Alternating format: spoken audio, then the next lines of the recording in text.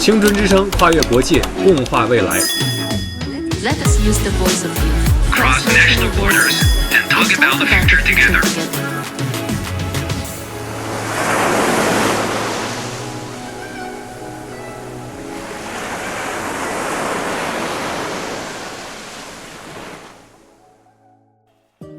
Today is exactly the New Year festival of Miao. And this is from the Shidong branch from Quandong, Guizhou. So this has made me have the passion to think about what would the outside world be. So I want to explore the world outside of my hometown. It's a cultural bridge.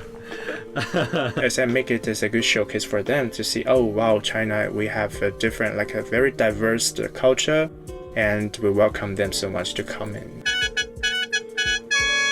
Happy Spring Festival. Happy New Year.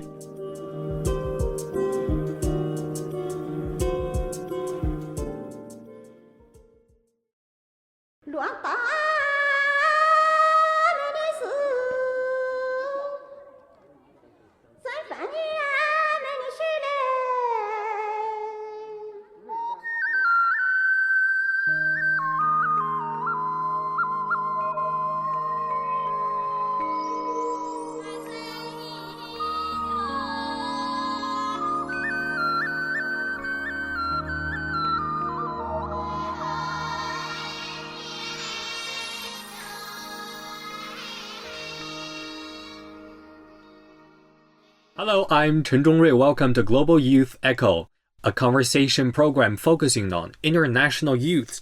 And you will hear young people from all over the world share their deep thoughts in their respective fields.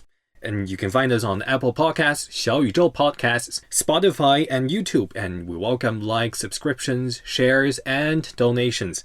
Join us to listen the sound of the international youth wave breaking. So the music you just heard is a traditional ethnic music from Guizhou province Miao ethnic group. And have you ever come across a social media post that stopped you from scrolling?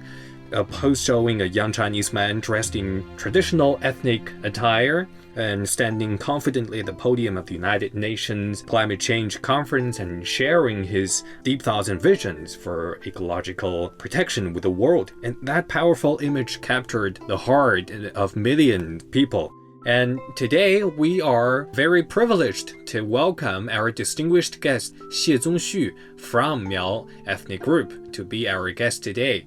Zongxu, hello, welcome to our studio. It's very nice to have you here. Hello everyone, thank you so much Zhongrui for inviting me to such a wonderful show. So my name is Zongxu and I'm currently a PhD candidate at Tsinghua and Oxford University. And I'm also one of the research fellows for Institute for Digital Economy and Artificial Systems under Breakspotneer. Could you say hello in Miao dialect to our listeners as well? That's a quite long hello. And you said, hello, my name is Xie Zongxu. It's like a very formal occasion when you use this phrase. I see. Thank you, Zongxu, for coming today. I'm very glad to have you here. I see you are wearing this traditional ethnic attire in our studio. And actually, I just touched the silver necklace and the belt. They're quite heavy. And could you please tell us more about the attire and what's the story and culture behind it? Yeah, so this is a very traditional outfit from my community, and for different communities we have for different branches of us we have different type of traditional clothes, and this is from the Shidong branch from Quandong, Guizhou. So as you can see that I wear like this we wear like this for some very important events like marriage. As for male, we wear this silver necklace, which is very heavy, as you said. Very heavy. It's very heavy, and then we also wear this, and this is like all handmade. Oh, they're all handmade. All handmade, and then you can see there's some different animals that onto it, and this is the very typical, like we have our stories from the Asian period of time, and we keep it, because for male people, we don't have our characters. So we just memorize our history via this handmade embroideries and also the silvers and also our handcrafts. So the belt Zongxu is wearing is carved some special patterns. Do they mean something, represent something? These are flowers, and this one inside is 凤凰. Ah, phoenix. Because for Miao people, we share almost the same history and very similar culture to other ethnic groups. So as you shared, we have the same symbol in different communities. Thank you, Zongxu, and capture the vision through our channel on YouTube, Global Youth Echo. We know that you have been wearing this indigo blue Miao batik clothes in several international conferences and international activities. Could you please tell us, when was the first time you chose to wear this traditional attire in an international conference? Was it the UN Climate Conference? No, so first time I was been wearing this in many occasions. I grew up in my hometown, which is Guizhou province, and with different ethnic minorities. So for me, I'm part of the Miao, or internationally Hmong, this ethnic group. In my hometown, everybody just wear our traditional attire. So just since around 3 years ago, when I was first in a meeting with the United Nations, but it's in Sharm el-Sheikh for the COP27, so I had the first time to take the opportunity to wear this outfit to show to different audiences around the world. So I believe this kind of traditional attire is made back in your hometown, right? And could you please tell us about it, the creation process, how it's made? Actually, I'm not quite professional in how to make this happen, but actually it's this kind of traditional outfit. They are made from very complicated processions. So for me, for example, today I'm wearing this. This is from a branch of our people called Shidong. So the Shidong people, they will boil this with water and then they dry it, like process within a total of 6 months procedure. And after it, they will have this.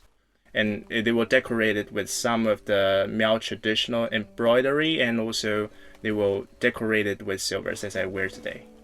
So you mentioned about the silver accessories, the decorations, and Miao embroidery. What do they mean in your culture of Miao people? What do they represent, and what's the story of them?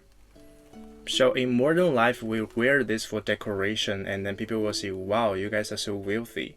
But actually, 1,000 years ago, when our ancestors made these silvers, it was because of the war. Because in ancient period of time, we travel a lot, we immigrate to different places because of the war, and we need to carry all the wealthy stuffs with us. So actually, our ancestors will just take this with them and then carry them. It is more easier for them to take it everywhere. So it is your ancestors are wealthy. Actually, yeah, because they move a lot, but they would just turn all their wealthy stuffs to carry them with themselves. This is much more easier for them. Yeah. And you just mentioned about your hometown. So I believe that you're a very outstanding young man, standing on international stages. And I believe that every single journey, every great journey has its roots. So before diving into the deeper international journey, we'd like to hear about your hometown. So could you please introduce about your hometown, Wuzhai Village in Guizhou Province? Okay, of course. So Wuzhai Village, as you mentioned, is where I grew up with my family and also my neighbors. It was a small village back in my hometown in Guizhou, Qiandongnan. It's surrounded by mountains and we have different ethnic groups living together. And for us, we share our different multicultural background, and also we live with our neighbor in a harmonious way, and we celebrate our different festivals together. That's what made me here. So you mentioned the diversity of different ethnic groups. Could you share some of your most precious memories in your childhood time back in your hometown that you may think affected your future career path? I chose my major for hydraulic engineering, and I didn't change it. I mean, like all the way I do the research till now in the field of water resources management. I didn't change. I just insist on keeping myself on the same road. It's initially because I have witnessed a lot of the water resources that hasn't been effectively utilized in my hometown when I was young. Because my father is an engineer and he is very passionate to take me around when I was a child. I really got the chance to go to different reservoirs and to see how it functions and how it benefits the local people. For example, back to 2020, when I was in my hometown for around half a year, And I got the chance to participate in the anti-poverty procedure for the final steps, and then I utilized my knowledge of establishing the dam. Actually, it's not a big dam, but it's just for a small part of the channel. So we built a small channel in my village, and then it benefits those people for their irrigation of their agriculture. So there's a tiny thing, but those tiny things just make me feel very, very determined to do what I'm doing currently. So you're actually using your own knowledge and skills to contribute back to your hometown. I'm trying to find a way. That's impressive. I learned that you have Buyi, Mulao, Sheyao, and Miao, and several other ethnic groups. So how did growing up in this multicultural environment shape your worldview and future career path? So firstly, I think it raised my passions on how I'm thinking about what I'm gonna be in the future. For example, many young people like me back in my hometown, we were living in a multicultural background with different people. We're speaking different languages. We have different, dialects. We have different accents, but we share the common destiny. I mean, we celebrate our events together. Like we travel together from village to village. For example, for the people who live in my village, we are traveling everywhere since I was young, so I can easily get access to different cultural background people and had the chance to communicate with them. So this has made me have the passion to think about the outside world. What would the outside world be? So I want to explore the world outside of my hometown. And after that, when I entered the university in Beijing, and I was thinking about it again, I was thinking how we can gather those people who are from my hometown in Beijing to think about what we can do to contribute back to our hometown. I'm sorry I forgot to introduce today is exactly the New Year festival of Miao, and our guest Song Xu is from Miao ethnic group. So Song Xu, please tell us about some kind of customs and special activities you would hold during the festival. Sure. So Happy New Year. Today is quite special for our Miao community, back to my hometown. Especially this year is we call it a big year for the New Year, and we celebrate it every 13 years. Every 13 years? Every 13 years. And in ancient time, our ancestors celebrated this because we were obtaining our graves, and we do harvest. After the agricultural outcomes, people will sit together and they sing and dance together. They share with you. We will play the traditional lushen, the instrument. Those ladies will sing and dance together. So I can tell it's pretty important to Miao people. And it's quite a pity that you couldn't be in your hometown with your family to celebrate the Spring Festival. It's so busy for you to to go back. And I also noticed that today you bring a special instrument to our studio with some red and green colors and tubes on it. Could you please introduce what kind of instrument is it? What's its name? And is it special in your culture? Yes, of course. So this is quite traditional, and this is not only for the Miao community in my hometown in Guizhou, but it's like an international instrument. Like Miao people from Laos, from America, they will also play the same instrument as us. So this is called lushen in Chinese, and as you say that it contains 6 tubes here, and we used to make it from bamboos, but now we are making it with recyclable materials instead of the traditional bamboos, because we want to also show our ideas on how to not destroying the environment and make things sustainable. Could you play a little bit for us? Sure. It is because today is the New Year, so I'm gonna play just a period of this traditional folk music from my community. Great.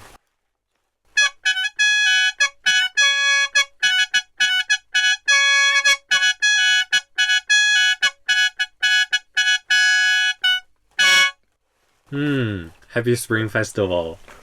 So Zhongshu was putting his finger covering the holes of the tubes. And if you would like to see more about how to play this instrument, please find us on YouTube, Global Youth Echo, to see what's going on in the studio. So, speaking of Beijing, I know that you got your bachelor degree and master degree both in Tsinghua University. I believe that making the jump from your hometown to Beijing or Tsinghua University must have been quite a change.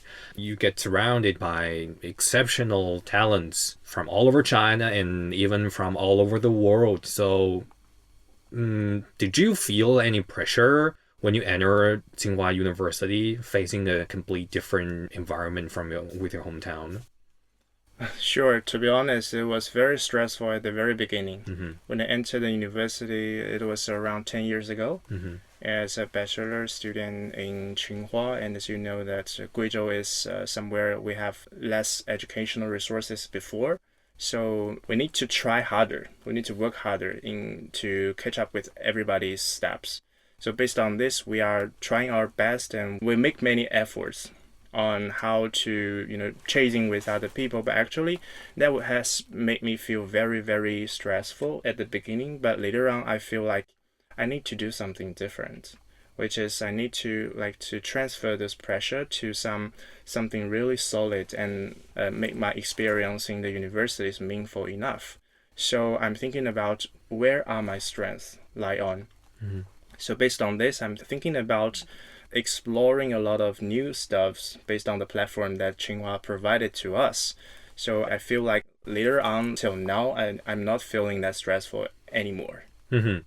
You were talking about finding your own strength and transforming the pressure into the power pushing you forward. And I'm sure that sometimes the biggest challenges can, lead to our great self-improvement. I learned that there is a particular moment in your university journey that when you were turned down by an all-English interview for a cultural exchange club, right?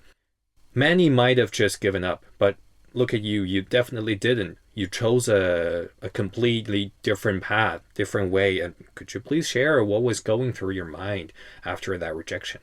Yeah, that was really an unforgettable experience for me, and it's really a changing point for me as well for my university because I was a sophomore during that period of time. As you shared, that my experience that time was like a failure for me. But instead of giving up, I just changed my mind quickly because I was thinking that, because, I just mentioned that we come from like the villages or like we're coming from different parts of China where it's relevantly less developed. So we need to work harder to prove ourselves, to make everybody like hear your voices. It's also part of my motivation. I turned this failure into my passion to really think about how I can prove myself. So actually, in this way, I just continuously, actively participating in different student clubs, including the cultural exchange. And I'm also part of the student art troupe in Tsinghua for ballroom dance. So actually, I find many other ways to explore yourself. So later on, I was thinking that I just changed my mind. I'm not there to prove myself to anyone else. I'm just making myself getting better, make progress, and then to make everybody around me to make their life better. But from my perspective, I see that you chose to take the lesson of English, German, and Spanish and several other lessons at the same time when you were a freshman. From my perspective, it could be a stressing way to, push yourself forward. How do you see your choice and what was the motivation? I was taking these different courses of foreign languages, not just because I want to prove myself. Definitely, it's not about proving myself. It's all about my motivation. It's my interest. It's of my interest. Like I'm quite interested in getting access to different culture, and I really have the passion. Like really want to open different channels for me and different people from around the world to understand their thoughts. And also, I think it's really where I was a bit weak. For using these tools into conversation. So it's just because I want to understand others better. So I just took these lessons. And it's also partially because I'm really enjoying learning different languages, and especially for the cultures behind these languages. Now you are pretty good at Mandarin, Miao dialect, and several other languages. Is that true? Well, yeah, I learned the German since high school, and I learned Spanish since I was a freshman, so till now. Could you please say something in those languages? Of course. So what I want to share is a saying, and also I think according to today's topic, what we are sharing is to talk about how we can figure ourselves and how we can to do things together in the future with a shared destiny. So I think my sentence would be 我们一起共建人类命运共同体. So maybe I will do it in English, German, and Spanish. Okay. Okay, so English is we should promote a community with a shared future for humankind. Okay, so for German, it's Wir sollten eine Gemeinschaft für eine gemeinsame Zukunft der Menschheit führen. And for Spanish, it's Debemos promover una comunidad con un futuro compartido para la humanidad. I must say I don't know German and Spanish, but you sound very native. I'm very impressed. Back in your hometown, you were surrounded by different kinds of ethnic languages. So you got the environment to learn those languages. So in Tsinghua University, did you find any difference learning Spanish and German without the language environment? I think Tsinghua really created a very good platform for the students who are really get passionate about it. Because, for example, during that period of time, I was taking little courses for Spanish, but our Spanish teacher is there is a collaborative MOU between Tsinghua and the Institute of Cervantes in Beijing. So actually, very, very professional professors to teach us. They try their best to create a very good platform and environment for us to get engaged in and also to learn about its culture itself. So even now, the resources in Tsinghua is even better because we are collaborating with like Beida and also collaborating with the Beijing Foreign Studies University. So they have more courses for the Tsinghua students who are majoring in engineering, for example. They can have more opportunity to choose those courses they are willing to do. So you were taking interest as your motivation. And you also mentioned you joined the standard dance club in Tsinghua University. And was it because of interest as well? Were there any interesting stories that drove you to join the club? So, because just now we were talking about where I established my confidence throughout the journey at Tsinghua University. So this is part of it as well. I joined the student art troupe, the ballroom dancing group, since I was a freshman. So it was like from the very beginning when I entered the campus. Firstly, I choose it. It's also because of my background. It's like back to my hometown, all of us, we do folk dance. We play this like traditional instrument as well in our festivals. So I do have the motivation like to learn from different, but standard dance is really a new thing for me because back to my hometown, it's just like a folk dance. As it's a new form, so at the very beginning, I was struggling. I'm not joking, like I was struggling with, learn from the technical things. But partially, we need to learn how to communicate and get along with your partners, dancing partner, and also other partners. So it really teaches me how to like get along well with different people, and you can create a very efficient conversation based on your technical progresses. So for me, later on, I was like turning myself from a transparent participant into a organizer. And also, so later on, I was serving as the captain of our ballroom dancing group. So later on, I also got a chance, like I was in Oxford.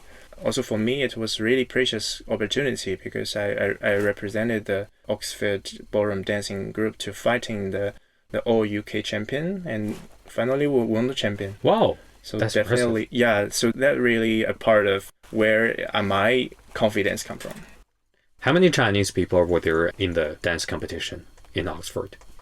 During that period of time, I think I'm the only one person who is from China in our club during that period of time. That's really impressive.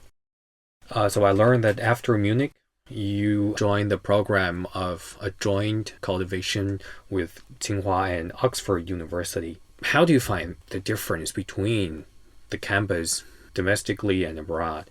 So besides Tsinghua and Oxford, I've also been to some other universities to study or like taking some short-term programs in different continents. Generally, I think there's no such a big difference among these different universities, but I think the main difference for the domestic environment here in China and also the international environment, like the good different universities, about my role. because here I'm a domestic student, so it's definitely kind of different when I serve as an international student outside China. So I think it's mainly the cultural difference, but also the experience, like becoming a student in different environment. I think it's also quite different, because in Oxford, it's like students are divided into different colleges. For example, you and your roommates, you are from one college, but you're from totally different research background, but you are together. So it creates you with a more interdisciplinary environment to do your idea exchange. However, here in China, in Tsinghua, we take activities with our classmates every day here, maybe, and also some of the clubs, and you interact more often with the people who are from the same major. Did you receive more attention as an international student in Oxford University? Well, I think it really depends. Because for me, I just came back from Oxford this year, and during that period of time, I also co-founded an organization in Oxford. So I think I just take my role in different aspects. As a student, of course, I'm doing theoretical research with my supervisor there and also with my research group. But as an organizer of some events, definitely we are working with different teammates from different parts of this university. So as for the attention, I would say that if we are doing something like last year's the press conference, of course, I was wearing the traditional outfit. Of course, it attracts a lot of people to get interested in my hometown, Guizhou. But I think normally it's just like a normal PhD for us is to go to the laboratory, to do theoretical research, write papers, publish it, and that's all. Would they be interested about your background culture and, of course, Chinese culture? Yeah, definitely quite interesting in this culture. And in August, I have invited more than like 30 students from 12 different countries to go to Guizhou. It's a project called the Tsinghua Global Youth Dialogue. I'm one of the co-founders. And it is just because they see from my social media and see from the press conference that posted by the United Nations, and they get quite interested in the other part of China, because normally, like some of the people who haven't been to China, they have some stereotypes. As I make it as a good showcase for them to see, oh wow, China, we have a different, like a very diverse culture, and we welcome them so much to come in. Then most of them it's their first time to come to China, and definitely the first time to Guizhou, and all of them, and they get so impressed. And till now, many of them are still thinking about how they can connect their own career development with China. Here comes the personal question. Do you cook? Yeah, I do. You do. Did you cook when you were in Oxford University? Yeah, I think it's very, very crucial. How did your schoolmates from any other country comment your cooking and Chinese food? Did they like it? So, yeah, for example, this year when we celebrate the China Lunar New Year, we invite a lot of friends from other countries to join us to make dumplings, to cook and together.